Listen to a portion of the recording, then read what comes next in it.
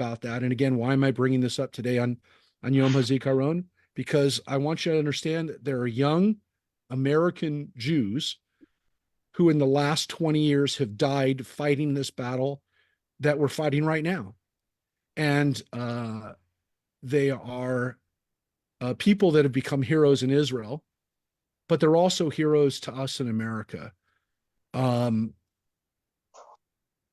Obviously, Max's story and the other American Jews who've died fighting for Israel in the last 20 years, again, primarily fighting against Hamas, um, their stories are inspiring stories, but we don't want to see that continue. And the goal for this war, like every war Israel's ever had, ever be the last battle. And I want you to understand that when Miles and I were talking about Max the other day, it was in the context of the fact that Max went into Gaza in an APC, a personnel carrier, which was Vietnam era stuff. And because of the really the antiquity of this machine, Israeli soldiers were scared to get into these kind of vehicles because they were so old. When we talk about Israel's military spending and military materials being cut off, understand that this is a life or death issue. And it's not just a life or death issue for people who are serving are serving in Israel and people we don't know. But but Miles could be one of those people. And Miles is going to be he's just been as I told you, he's in Israel and he's been told that he went back to serve in the military. And I'm going to have him tell his story right now because he just graduated. As you saw, a lot of the kids from Columbia who decided they wanted to tear up their diplomas. Um, Miles was part of that graduating class, and he went back to serve in the Israeli army, and he's waiting for his call up. And so, in addition to everything else he's done, um, we want him to be safe, and we want him to have the finest equipment possible. And this is not a theoretical exercise. Um, this is my friend, my student, and now my hero, Miles. So Miles, with that introduction, I've muted everybody else. Miles should be unmuted, and I'm going to introduce you, Miles. Coming to us this morning, by the way, very early. We made Miles wake up very early, and we appreciate it, Miles, coming to us from Israel. And we are on Facebook now live. Miles, you okay? Yeah, it's a lot. It's a big introduction. I don't know how to deal with that, but thank you. No one's ever said such nice things about me, so uh, except maybe my parents. So, Who are also great uh, people. And some of you, know, by the way, some of you know Miles's father, mainly Miles. You can know his mother too, but Miles's father, Scott Rubin, used to come to Tourist when he was in California. So some of you knew Scott or know Scott because he also was the former editor in chief of National Lampoon. But as a wonderful guy. But Miles, tell us a little bit. I want you to just explain a little bit your journey, your background as serving in the IDF and then going to Columbia. How did that happen? so I I don't know if I'd like always. Well, I can't say for sure that I'd always intended to join the IDF. I always was drawn to joining the military. And then it was after leaving Santa Clarita and moving back to LA, I had a group of friends who were in the San Fernando Valley who were the children of Israelis, and a lot of their siblings, their older siblings, had gone to the Israeli army. And that's where I got the idea from. I too also went on a birthright trip, and on this birthright trip, I saw a special forces graduation on the top of Masada, which uh, was very inspirational, I guess you could say. I'd never seen anything like that, but everybody was like my age, and just felt something. It felt special and felt meaningful. And I'm not bashing the U.S. military or anything, but it just felt to me more meaningful than serving in the U.S. military. I I don't want to get hash out this whole dual loyalty thing, but I personally feel very connected to Israel and always have. Um, Maybe it was the way I was raised by my parents, but yeah. So I found out that you Americans or Russians or South Americans or Canadians, Australians, whoever, Jews from all over the world actually do this. They join the Israeli army. That you can do it for like a year and a half as a volunteer, or you make Aliyah, and then you do a full service. And there's a couple programs that facilitate that for you. But I I made Aliyah by myself. It started the process at 18, but it took a little while. So I got to Israel when I was 19, and it was 2 weeks before the last war, so 10 years ago. So I've been in Israel 2 weeks, and then those three Jewish boys were kidnapped and murdered by Hamas terrorists, which really like puts things into perspective. Like we went to war over three dead children 10 years ago, and what they just did now, like massacred 1,400 people. Like, what did the world expect us to do? We go to war usually, like the Lebanon war in 2006. 4 soldiers went to war with Lebanon over. So it's we don't take these events very lightly. Okay, sorry. Can you guys? So No, that no, no, no. So no, that's how you yeah, wound up in Israel. and then I So ended tell up us. going to the army at the end of 2014 in December, and I was in the army for 2.5 years, which was a full service for someone my age. So I actually was 20. I just turned 20 when I finally got into the army. So I did 2.5 years in an infantry unit called the Nachal Infantry Brigade. Um, Spent four So months on the Gaza border. I didn't realize I, you actually were there almost at the same time that Max was there. yeah, but he probably had like a year Yeah, no, no, no. He on did. me. Yeah, yeah. So,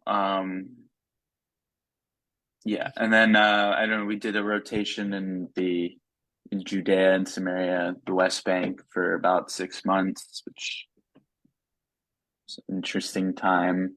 It was an interesting time to be in Israel. There was like a mini intifada called the knife intifada. There were a lot of stabbings and several terrorist attacks. The Sarona shooting. Sarona is this like market, food, sort of like hip food mall in Tel Aviv, where We've there was a taken terrorist for attack those there. who've been to Israel with us. That we always go to Serona Market. So people, hopefully, you picture that in your mind. It's a nice gentrified area that you've been to. So yeah, that was a mini, call it a mini intifada, because it didn't last as long, but it was also but it hit people in their daily lives. Yeah, yeah, it lasted about a year. It was pretty stressful. I mean, because coming from America to here, straight into a war, and then military service in a small intifada is, I mean, Israelis, they grow up in this situation, but unfortunately, they are used to this, and I wasn't. So it was a very stressful time to be here. But yeah, and then So, I well, was, wait a second. yeah, I don't okay, want to rush you, but I want okay, to sure. explain. So you did your military service in Israel. You went through the military service, and then you decided to go to Columbia, right? And you went to Columbia University.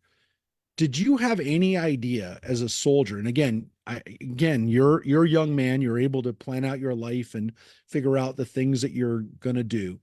But did you have any expectation that it was going to be difficult in the United States to be an IDF soldier, to be a proud Zionist, and then find yourself on an Ivy League school? So 4 years ago or 5 years when you started, I remember. By the way, I remember when you started. I mean, obviously, we were all very impressed that you were going to an Ivy League school, and this is phenomenal that that your journey had gotten you into one of the top universities in the country.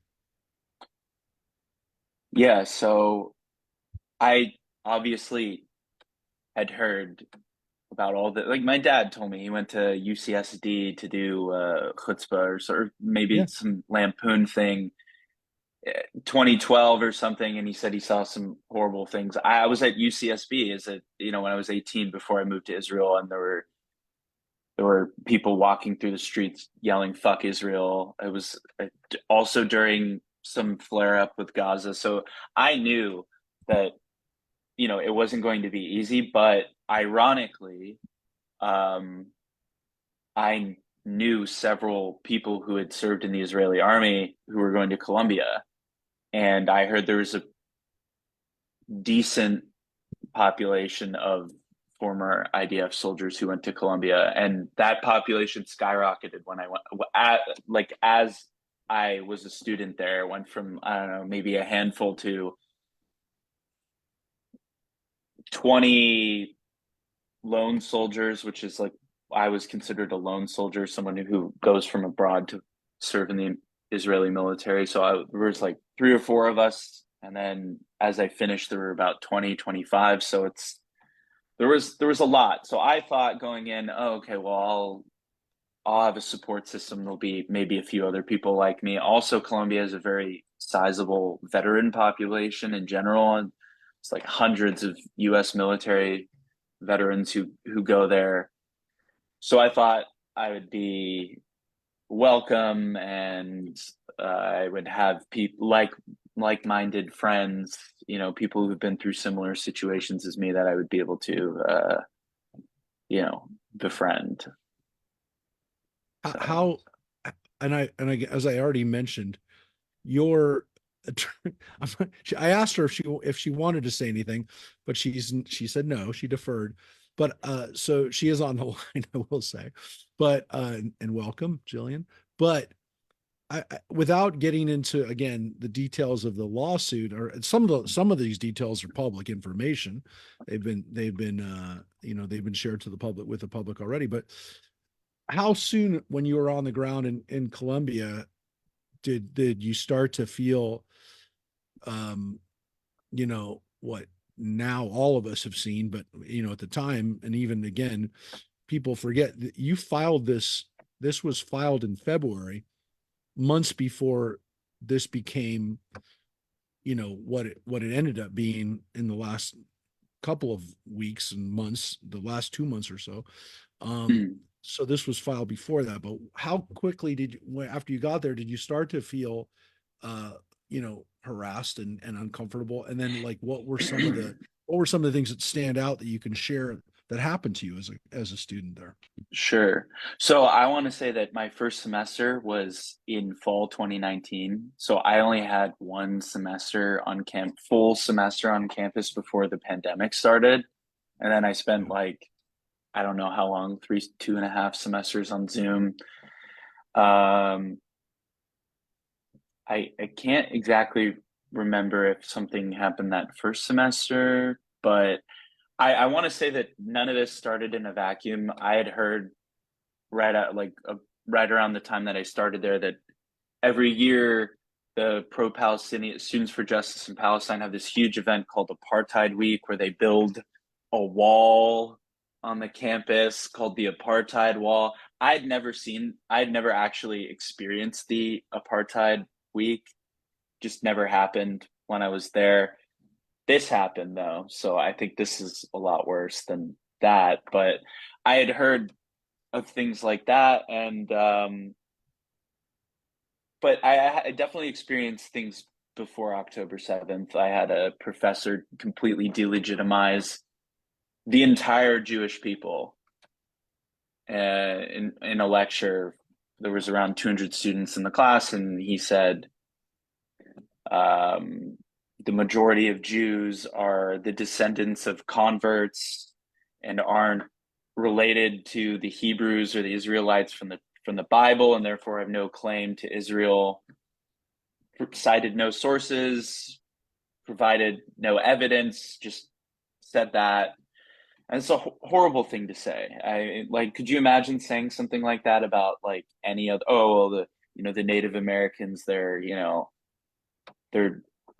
it, just, it was horrible. It was very, and obviously, what am I going to do? I'm going to take on my professor in front of 200 people. This was on Zoom, by the way, so I would have had to tap the space bar, and hopefully he'd see me yelling at. I didn't do anything, unfortunately. I did report him though, but I had a student, after finding out that I had served in the IDF, asked me how it feels to murder Palestinians, and asked me how many children I've killed. Um, there were there were a lot of things that happened. Nothing like what's been going on now, but it's not like this all started out of a vacuum. There was tons of incidents going on years and years and years prior to this. Yeah, I mean, But I just Israel didn't have to apartheid. experience a lot of it because I was on Zoom. So there's only so much you can, you interact with when you're sitting in your bedroom on your computer, whereas actually being in person on campus. Yeah, So Israel Apartheid Week's been going on at Columbia since 2007, so it's been going on for this is 17 years that this has been yeah, going on campus. So when you say it's not in a vacuum, it's again for a lot of people, especially people who don't have students at college, universities over the last few years.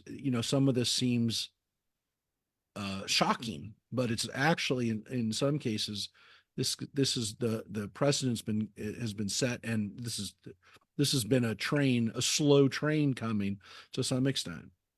Um, but getting into that, how since things have gotten so, and again taking on international coverage of what's been going on in our universities now.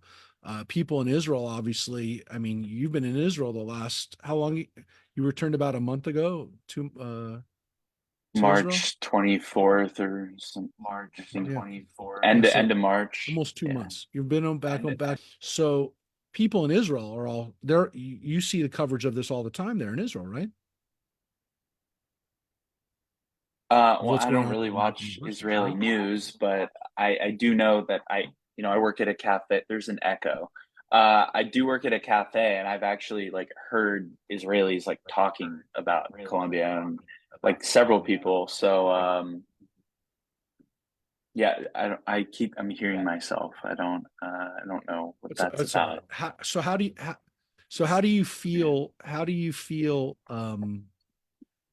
watching this transpire after since you filed this in February? How do you feel watching what's happening now? Do you feel more upset? Are you vindicated? I mean, what are the feelings that you have watching this unfold? And It's now even from horrifying. Oh, Israel.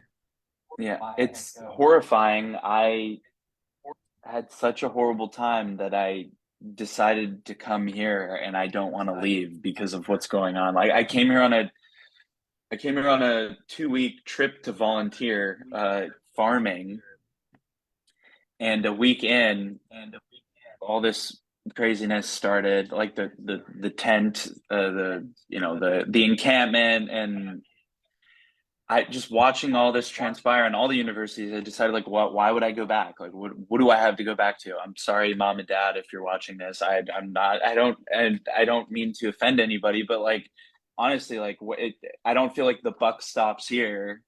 We all know, like, all the horrible revolutions that have occurred in the last 100 years always begin on college campuses and didn't really require that large of a population percentage of the population to end up taking over. So I'm watching this unfold, and it's horrifying. And I studied history, and I know kind of how these things go. And I'm not trying to scare people, but it really freaked me out. And seeing, not to politicize what's going on, but seeing the U.S. government playing both sides, it also freaked me out, and I just felt like I should be here for now, that this is where I'm supposed to be. And seeing, I mean, everyone's just lost their minds over there. That's I mean, they've admitted in front of, on record in front of Congress, they've admitted that they have allowed this to go on. So it's just, who's gonna, I guess the only way to put a stop to it is a lawsuit, and hopefully that does something. But it just seems like an uphill battle, and I don't know how you put a stop to it, because there's professors who, like what I just said, delegitimizing the Jews. This has been going on decades. It doesn't surprise me that this happened, because you have teachers churning out, essentially brainwashing people to hate Jews, to think that our whole story is made up, that we have no ties to the land, that our entire story is fake. So what did you think? Like, what did everyone think was going to happen? And they just allowed this to go on for decades. So, as an American, as a person who will always be an American, you're not going to stop being American. I know how much. Yeah. I know how much you care about the United States. You were very interested as a young man. We talked about it. I remember talking to you about it 15 years ago, about your interest in serving in the military, right? It was my bar mitzvah speech. Yeah. So I know how much you care about this country. But it obviously this has kind of changed your perspective as an American, hasn't it? Which part? Being a student at a university. I mean, and now having to essentially say that your place is in Israel now.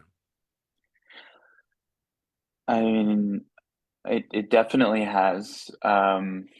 It feels like a scary time. I don't know what it's like in Santa Clarita, but it felt, even before October 7th, like around pandemic time onward, I felt like it's been trending in a scary direction, the public opinion of Jews.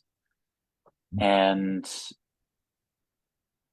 this whole experience with what's going on in the campuses, it kind of made me feel like my place in the United States is uncertain. I've had a lot of a lot of conversations with my dad, and thoughts about like my ancestors, my great grandparents who left Europe after World War I, before World War II. And I had this thought, like, if I was my great grandparents witnessing what's going on here right now, what would they think? Would they leave? Would they go take refuge somewhere else? And that's kind of the thought that I had. So I feel like they would have gone to Israel if witnessing what's going on. I hope it stops. I really do, but I just they don't really. It does, even from what I'm hearing. It's just empty statements, empty gestures. I don't know how this stops, because a lot of the students have been brainwashed, and I don't know how you unbrainwash people to stop hating Jews. So it's, Well, I do. I want to get into that in a scary. second, Yeah. but I'm sharing this and I wanted everyone to understand this about you as a young person, that this is a guy who, in my estimation, and again, politics aside, whatever party or I mean, we haven't talked a lot about, party politics, Miles and I, but I want you to understand this is a kid who loves America, who didn't love America. He's not given up on America, but this is a kid who didn't come from a standpoint.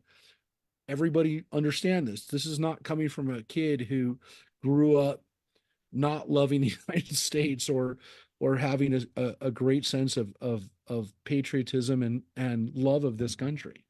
So this is I know for Miles a difficult thing. When he told me the other day that he doesn't think he's coming home, I know how hard it is for him to say that, not just because of his family, but because of and he has two sisters that live in this country and an extended family. But this is coming from a kid who loves this country. But I do want to talk about specifically about this issue you just raised, the fact that this has been going on for a long time and there's kids who've been brainwashed. And I want to talk about something like that we can think about, those of us who are going to be here. And again, I mean, some of us have been asking the same questions that Miles has been asking, but what would you tell, because we have some people on the line right now who have family members and I was hoping to actually get a couple of our students here, but what would you tell, first of all, what would you tell students that are facing this, that are, have another year or two uh, in college, who are finishing up this year, by the way. Remember, these are people who are going out on into graduation week this week. Uh, it's going to end, right? This school year is going to end. They don't know what they're coming back to in the fall. Um, and by the way, one of the things that I've talked about with some of you and some of the parents here is we have kids who are in our temple who were part of dorms or apartments who've been told by their roommates that they won't room with them next year because they're Jewish. Understand that this is really happening. That's happening. So this is not just a matter of students camping out and protesting on college campuses. I've had at least 3 different interactions with students and their parents who've been told that their daughters, all 3 of them were girls, that they've been disinvited from rooming with the people that they were going to room with next year because they're Zionist or because they're Jewish. One of So my this is friends about protesting on campus. on Yeah. October 8th, my friend's roommate just stopped talking to her because she's Jewish. Just stop, her dorm roommate just completely stopped talking to her. And by the way, October 8th, so we hadn't even like we were the victims on, we hadn't even responded yet to what happened. So imagine that. And that was at So what would you Columbia. tell what would you tell a student? What did you tell that person? What would you tell another student who's not sure of what they're coming back to next year? What would you tell them? How would you tell them to prepare themselves? What kind of guidance would you give them? Well, I would say I think typically the Jewish communities at a lot of these schools, I don't know if all of them, but are pretty strong, and people tend to feel the same way. So I would say if you're not part of the Jewish community, definitely insert yourself into the Jewish community. There's usually a Hillel or Chabad at most schools. I went to both. I kind of preferred Chabad, just because I had a good relationship with the rabbi at my school, and just felt more homey than Hillel. Um, Aside from that, you could you No, could it's good. you could sue. No, no, You that's could sue if something no, no, happens. listen, Miles, that's an I important. really, Yeah. yeah. No, Miles, I actually think both things you said, turn to the community, find find your community that's going to support you and protect you. But I think you're also very, very correct. We're gonna have to have more people that have the courage to do what you did and to sue, because in reality, the universities are not going to police themselves. They're going to need to have repercussions if they don't protect their students.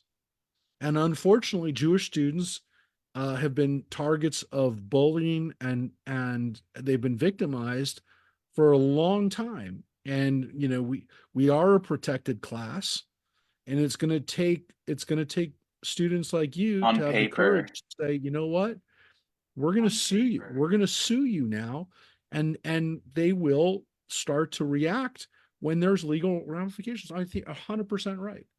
And that's not a plug for Jillian and for the law firm, but I do believe that there needs to be repercussions, and unfortunately they set up the rules. I mean, the whatever you want to say about political correctness and everything else on campus, the reality is these rules are in place. It's time that they start protecting Jewish students. So you're absolutely right, Miles. It's a serious issue. And Stand With Us and other organizations that have supported students in this process. Miles isn't the first person that's done this, but it's definitely gotten national Probably news. won't There's be the a last either. lawsuit that was filed. Probably Um, won't be the last either. and I hope you're not the last. You won't be the last. There's already been filing since. But what would you say to the people who have children or grandchildren or nieces or nephews? What can we do if we have family members that are on college campuses? What can we do for our family, for our friends, for our kids' friends? What do you think we can do for them to to help support them? What can people do who have family at college campuses, and even then beyond? What can everyone do? What can people who don't you don't even have to have family members there? You just care about the kids. What do you think? What can family members do? What can people who are on the call, for example, right now on this line, what can they do? Oh, well, I wanted to say, um, not give these institutions money, but that's not realistic. I mean, like, I personally know That's huge. That's several people who started. No, but I mean, like, let's say you went to Columbia for 2 years, you're just gonna leave and go where? Like, they've got everybody by, like they know that they're the product that they're selling, the paper, the no, no, certificate but you, is but you, like, but you, but we've heard. No, but you raise a good point. People need to either consider their donations to their alma mater, or to the schools that they want to support. And you don't have to be a Bill Ackman or some of these other people who've Robert Kraft, who cut his funding to your school, right? He cut his funding to Columbia because of what they've done. Um, you don't have to be a mega donor to say, hey, I'm not giving you this donation now because you haven't protected Jewish students. And I care about okay, that. But I would say, don't give the money. no, no, Make sure you no, write a okay, letter and well, say, as I'm not giving the not money just a because of letter. this. So you're all residents of California. You could, what I'm sure you saw what happened. You all saw what happened at UCLA, which is a public school. Your tax dollars fund UCLA. There were barricades. There were people manning barricades, preventing Jewish students from accessing the campus. Like it's the 1930s, like, or it's, like the 1950s in the South, or the 1930s in Nazi Germany. Like, this is insane. So you could talk to your Congress member, Congress representatives, or write angry letters, emails. I don't know, but I will say that my family's been very supportive. I mean, like, I was a complete mess. Like, I've never, after October 7th, that was the most traumatic experience of my entire life. So, and then having to go to school the next day and have people tell me we deserve it. And then just every day after that for 4 months, 7 months, was a nightmare. And I definitely wouldn't have been able to get through it without my family supporting me and the Jewish community on campus. But aside from that, yeah, just like listen to people and be there for them is very, very big. I don't have children, obviously, so I don't know. I don't really know what it's like to be a parent and have a child be in this situation. But yeah, I'm not sure. I'm sorry, Mark. It's a tough question for me to No, answer. no, those are no, no, but those are important. You raised the important issues, and I think you came up with some solutions for people to think about because, for a lot of us, we feel a little helpless, we feel hopeless too, but there has to be a response, and that's one of the reasons why you're here with us is to help us figure out not just again, to hear for your reporting of this, but also for our help in figuring out what to do next, um, because we're not just going to leave it here saying, well, there's nothing we can do. It's too bad we can't do something. That's not our attitude. That's not the Jewish attitude. It's definitely not the attitude of Temple Beth Ami. And so we're not going to hear this story and just walk away going, there's nothing I can do. I have to give up. There are things that we can do. And again, having everybody come out tonight to be a part of this already is tremendous. That people come out and supported you, Miles, and have heard your story. Again, knowing a lot of the people that are already on here, you're preaching to the choir. You're telling people what they pretty much know, and they're hearing it firsthand. But I wanted people to hear it firsthand because we're seeing so much of the information we're getting is coming from news, and even if it's the news channel that we like and it's the news channel we trust and it's the source that we believe is telling us what we want to hear, we still haven't really heard it from number one, somebody that grew up in the area that could be anyone's child or grandchild. Miles really represents to me, kind of the story of this is a kid who walked around the mall in Santa Clarita, who's now walking the streets of Tel Aviv, and who was serving in some pretty sketchy and difficult situations in Israel, and has now been in one of the most dangerous to some extent or an anti-Jewish, a Jew-hating environment in America, and really came out of that. As I kind of told people, you've been fighting on two fronts. I want to say too tonight, as we think about Israel and the 76th anniversary, Beth and me made 3 trips, well, 2 trips to Israel, and I went on November 9th. I went about a month after to be in Israel and to try to figure out what we can do. And we also brought thousands and thousands of dollars that we raised from our synagogue in Southern California to Kibbutz Bay Area, which was devastated. 110 people just from Bay Area were murdered on October 7th. But Miles, you were in the base, one of the bases that got attacked on October 7th, weren't you?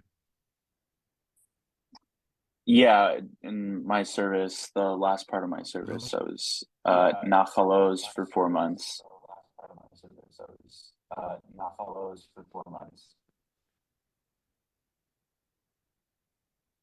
so Nahal Oz was overrun on October 7th by Hamas terrorists, and I mean, virtually everyone there was murdered.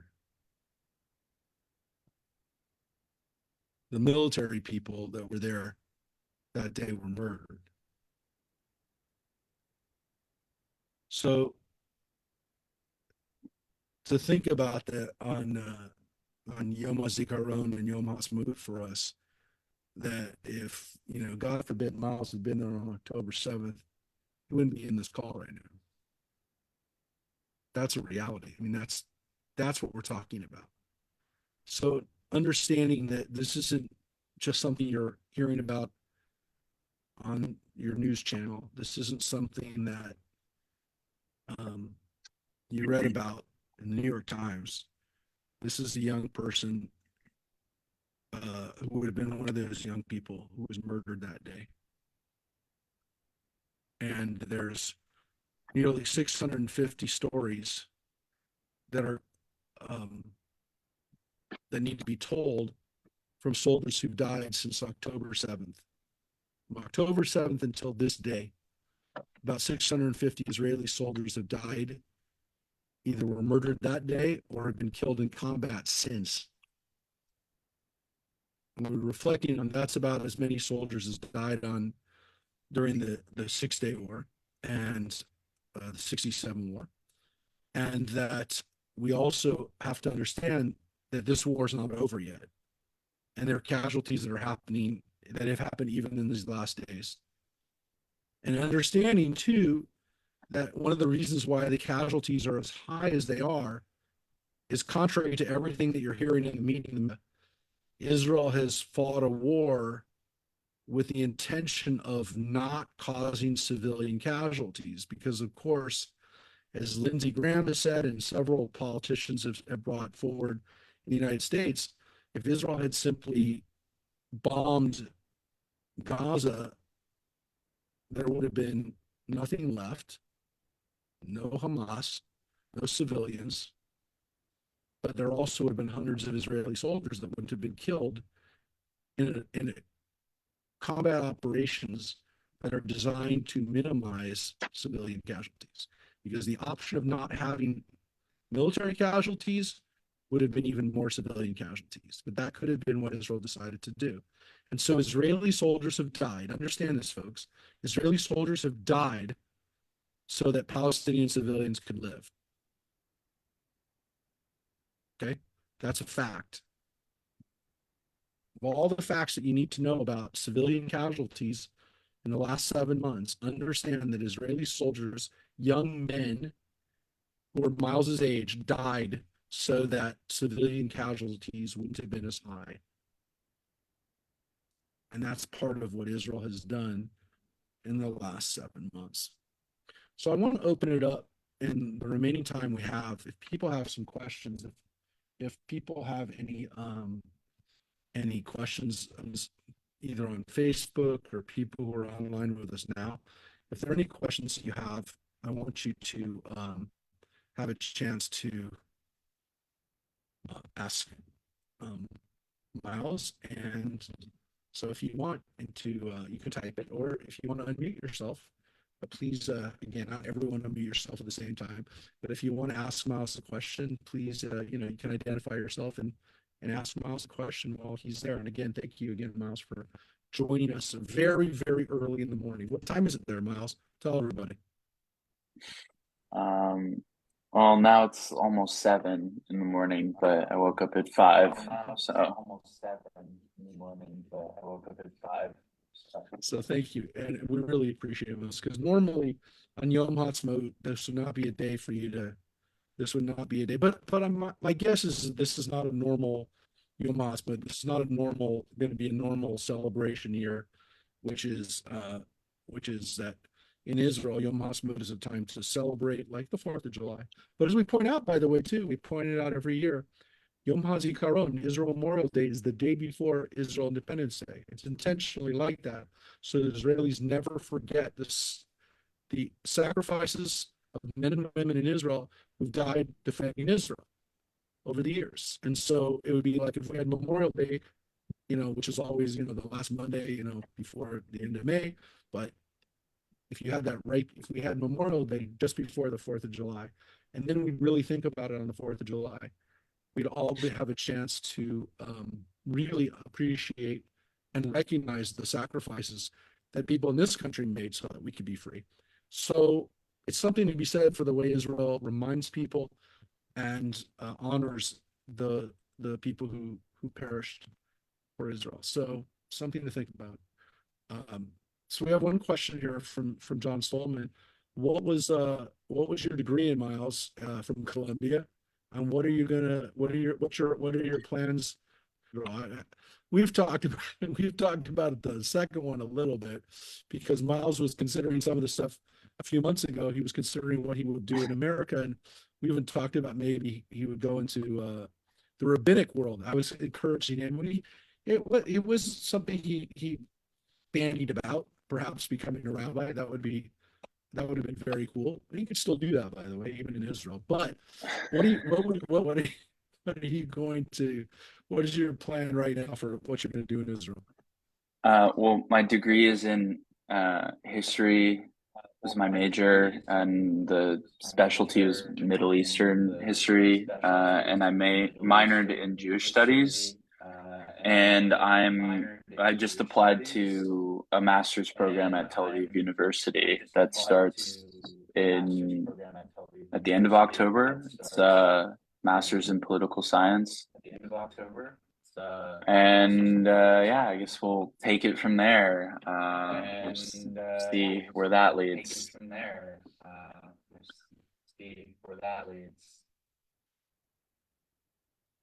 Any other questions from Miles? Hey, I have a question. I want to raise one thing. I don't know if Miles, you can. Yeah, yeah. Thanks. Who is it? Oh, this is Yaakov. Oh, hi, Yaakov.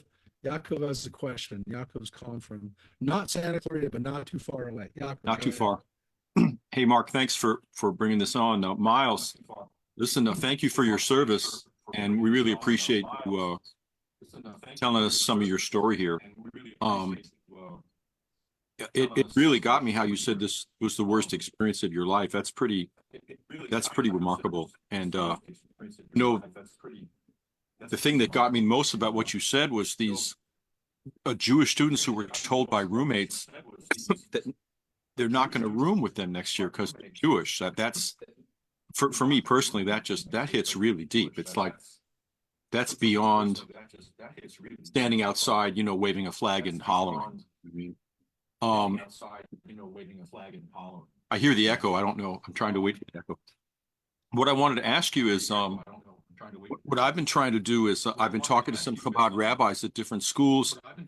I've sent a few books of Psalms to students, and I talked to a Chabad rabbi today at Yale, and I asked him, "Do you think that Chabad could get students to form Tehillim groups? Men and women." And some people might dismiss that as not being really quote unquote practical, but I think in our tradition, the spiritual is extremely practical. And I was wondering what you thought about that. If students were getting together to say Psalms together in Hebrew and English, to me, it would be a great strengthening for them spiritually and otherwise to be on campus. And since you just relatively recently been on campus, what do you think about that? Do you think that would be something that could be developed? What do you think about that? Do you think that would be something that could be developed? I'm open to it, but as you know, amongst Jews, it's hard to say who, like, we're not all religious. Some are secular, some are very religious, some are somewhere in the middle. I'm not really sure. Again, like if you were to bring that to like Chabad, I think, and the Chabad at Columbia is very big, like very big. There's like a lot of people go, hundreds of students. But I think something like that could work. But as far as like reaching, but I'm finding the echoes very distracting. Mark, I think it's you. Could you mute? Maybe. I'll mute my mic.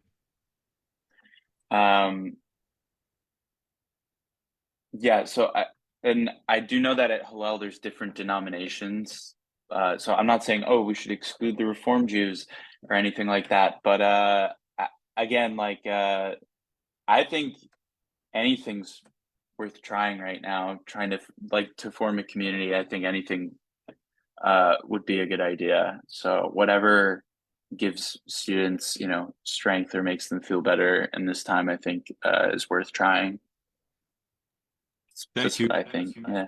I'm going to put a quote about the power of Psalms in the chat. And thank you so much for Okay. being here with us tonight. Oh, thank you. Miles, I want to, you can defer on this if you don't want to say, because this might be a little too, but I think there's a lesson in this for people. So I want to bring it up. But again, you don't have to talk about it if you don't want to. But I think you had an experience that I think I want to have people think about. You before you went back to Israel, you were dating somebody uh who was not Jewish, and as you were dealing with what you were dealing with, there was a little dissonance between your experience and what how she understood that. And I'm hearing this occasionally from people, especially younger people, that they're finding, but actually from people of all age, that they're finding that they're feeling in some cases that if you're not Jewish, you don't quite understand what's going on right now.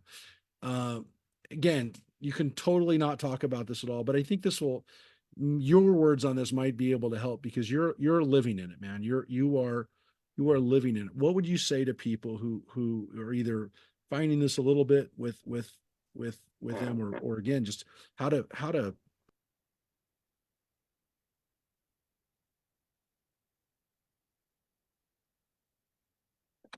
Oh, I think you got cut off there at the end.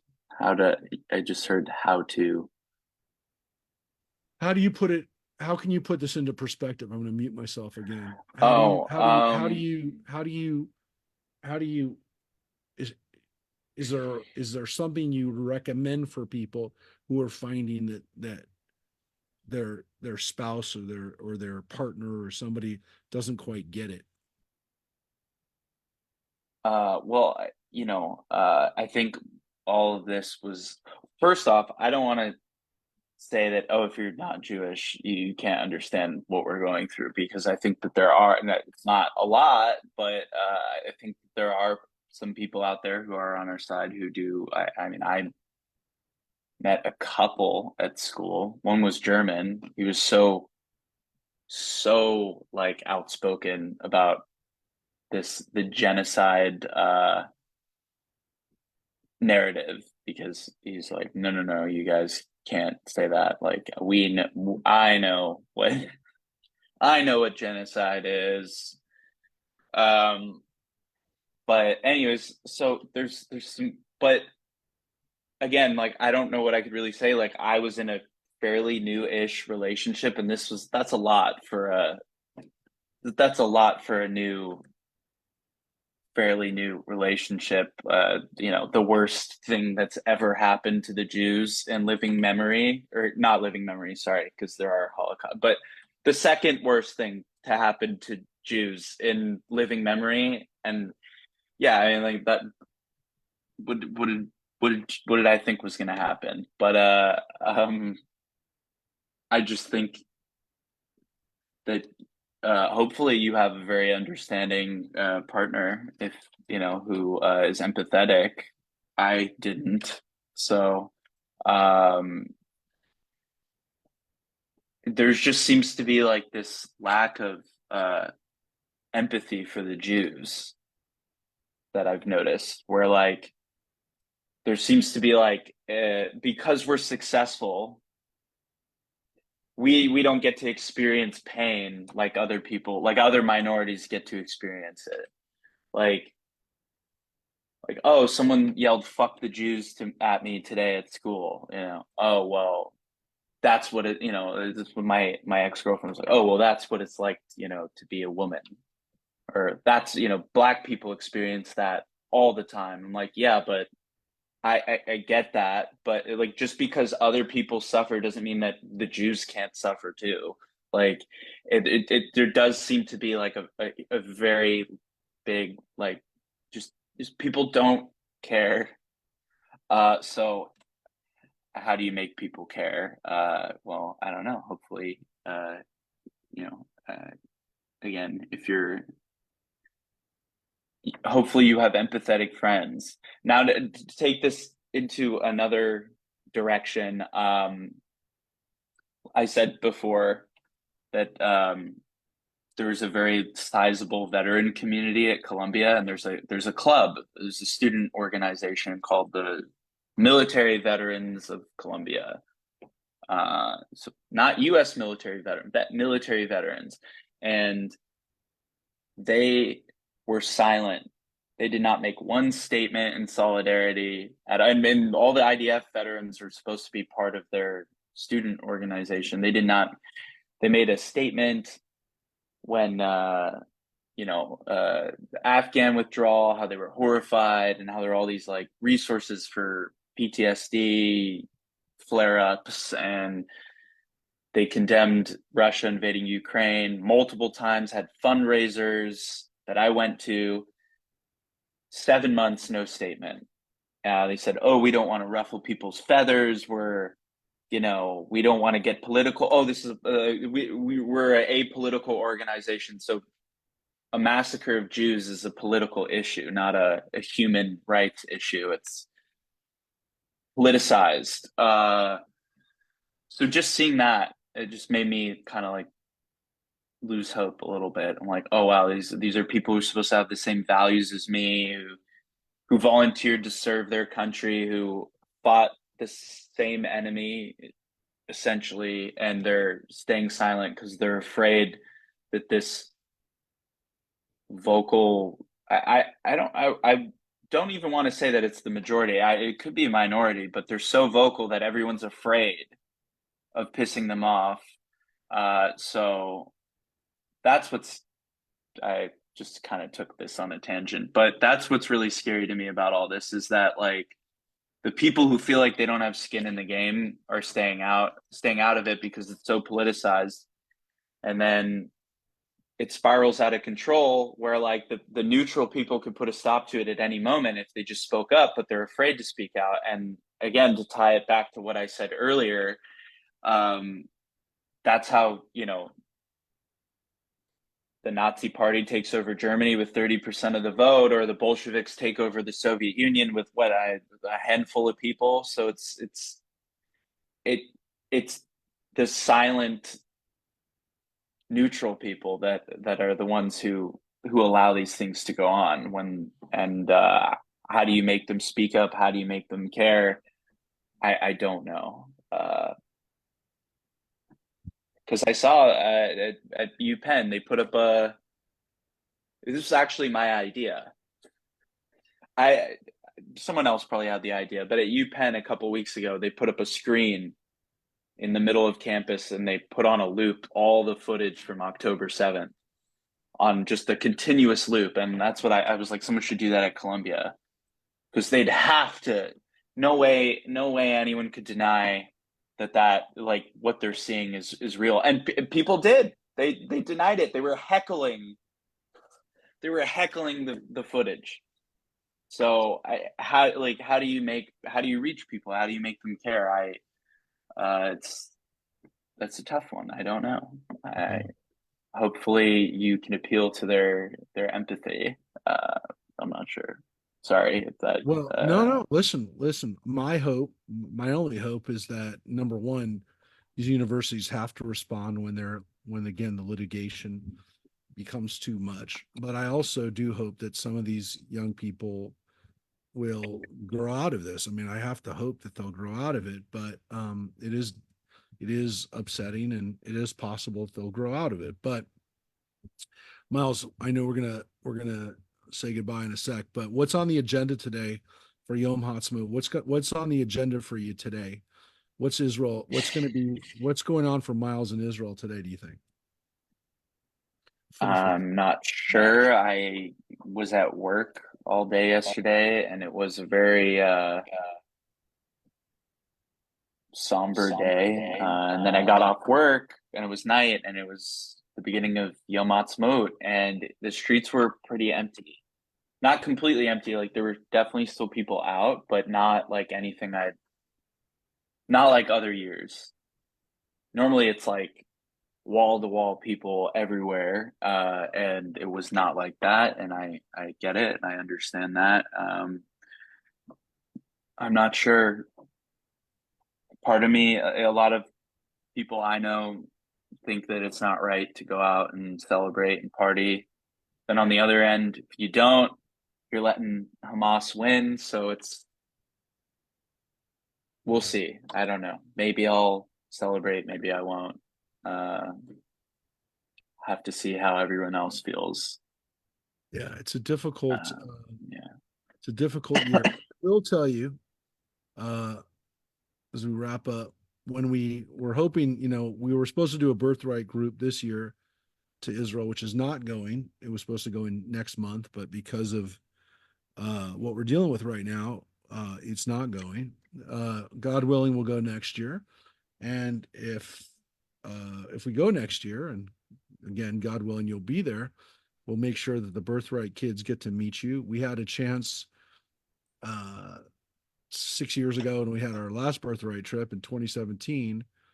Well, I saw you once in Israel. I remember I saw you once on one of our trips. We got to say hello to Miles while he was there. I remember. I think you were on. I think you were on active duty at the time. Yeah, it was the very end of my I seem to service. recall you were in uniform, but but we'll make sure we visit with Miles.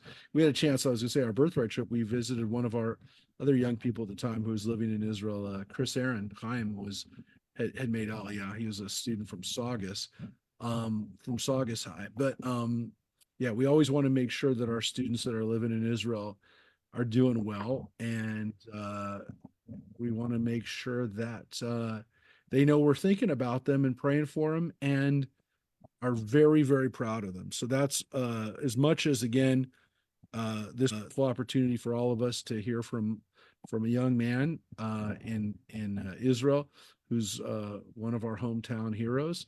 We also want you to feel like, again, that we're all in your corner, and that we're proud of you. And so we want you to have a great day, whatever you end up doing today. That that you get to know that we're all thinking of you, and we're proud of you, and we want you to have a good day and a great life in Israel, or wherever the future takes you. So I want to thank you all. I want to just make sure, Miles, um, when you grew up in Santa Clarita, by the way, I'm not super surprised that Miles just made the decision to make Aliyah and to serve in the IDF, um, but we want to make sure. I want to make sure, Miles, that when you finished up religious school at Temple Beth Ami, that you had a great love for Israel when you left, right? Yeah, of course. I remember, distinctly remember this. I don't remember what year it was, but I do remember at Yom Kippur service, you you telling the story of a soldier who was killed jumping on a grenade to save everyone around him. On Yom I don't Kippur. remember what year, what war that would have been. Maybe it was Lebanon. No, but I think it was a Yom Kippur War story, actually, and we told it. I told it at Yom Kippur. It might have been Yom Kippur Well, services. anyways, I remember you telling this story, and that's not like a super common thing, I don't think. Like, obviously, like you don't have to tell that story. You didn't, you know. So it's yeah, I mean, you care, and that's a great thing. And Well, it's important to care and to draw a connection between us and the Jews here. And because as we see, whether we want to bury our heads in the sand and think that it doesn't impact us in the United States, it absolutely does. So either you could either we could either stand together, or you could, stand on your own, and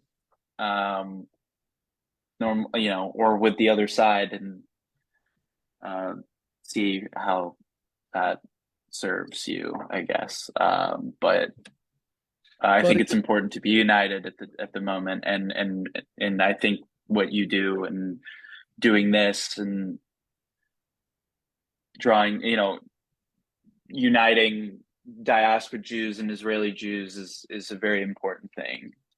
And my point only was not to be gratuitous and praise for our synagogue. I'm saying it because it's, in my belief, it's the job of every synagogue in the United States to be another embassy and another place where Israel is strengthened, because Israel strengthens every American Jew, and it's incumbent on American Jews, and especially in our institutions, to make sure that people understand that. And again, whether or not if Israel does something that people are critical of, that there's a time and a place to address that.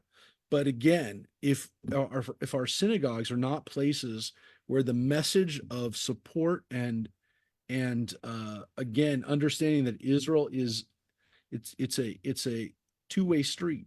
We get tremendous strength from Israel, and we also must give Israel the strength and the support that it needs. That's the job. Our job as in synagogues is not to, again, there's time and place for it, but the job of the synagogue is not to be critical of Israel. There are enough places.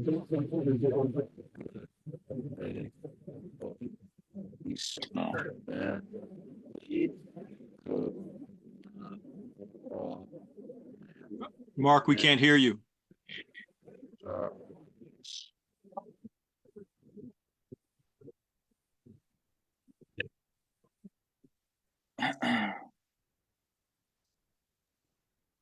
Oh, Mark, we couldn't hear you. It got all mute, kind of, what's the word? glitchy. Garbled? Yeah, garbled.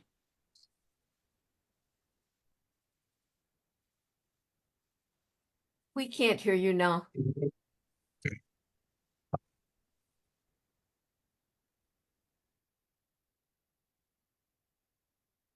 You're muted now. Yeah, this should work now. I unplugged our. Now we can hear you. So again, as we wrap up, I just want to say it's our job to, and not just rabbis and board members, but it's our job as Jews in America to be emissaries for Israel too. So I just want to wrap up with just a call for everybody again as we celebrate 76 years of Israel. Wherever we go out today and in the next 24 hours or so, let's all do our part to make sure that we're telling the story of Israel, and let's make sure that we are celebrating Israel. And again, even in the midst of a very dark time in the middle of a war for Israel, that we don't forget that our vision is a free nation for our people. And again, this Friday night, please join us. I'm not giving away anything, any secret, that the last thing we'll be doing this Friday night at Shabbat is singing Hatikva. And so that's the way we finish Friday night Shabbat celebration, but we'll be singing Hatikva together. Listen to Hatikva, listen to some Israeli music today. I was going to finish with Hatikva, but the microphone's not doing very well. The sound's not doing very well. We have a lot of people on. But in the meantime, again, we'll celebrate Israel. I do want to say, because John is on, and rather than, again, default into silliness, the Eat for TBA is this Thursday, just before Yom Ha'atzmaut. We'll have a chance to gather as Jews at Mod Pizza and Handles to also raise some money from for the temple to have some food together. But again, Friday night, 7:00. You can watch us. You can stream it too. We're going to be singing some special songs for Israel at Shabbat. And again, thank you, Miles. We'll be praying for you. We'll be thinking of you and all of our young people that have made Aliyah, that are living in Israel, that are part of the strength of the future of the Jewish people. So thank you again, Miles, for waking up early, for being with us. And again, thank you for what you're doing on a daily basis for all of us. And we wish you great success in the future. Thank you, Miles. Amen. Thank you. Thanks, Mark. Thanks, Miles. Thank you, Mark. Thank you, Miles. Thank you, Mark. Thank you, Miles. Lila Tov. Thank you, Miles, and stay Boker safe. Tov, too. Stay frosty, Miles. Boker Tov. That's right. Boker Tov and Lila Tov. Need all-in-one connectivity to all work and Introducing Spectrum One for Business, one advanced solution with connectivity your small business needs for the lowest price.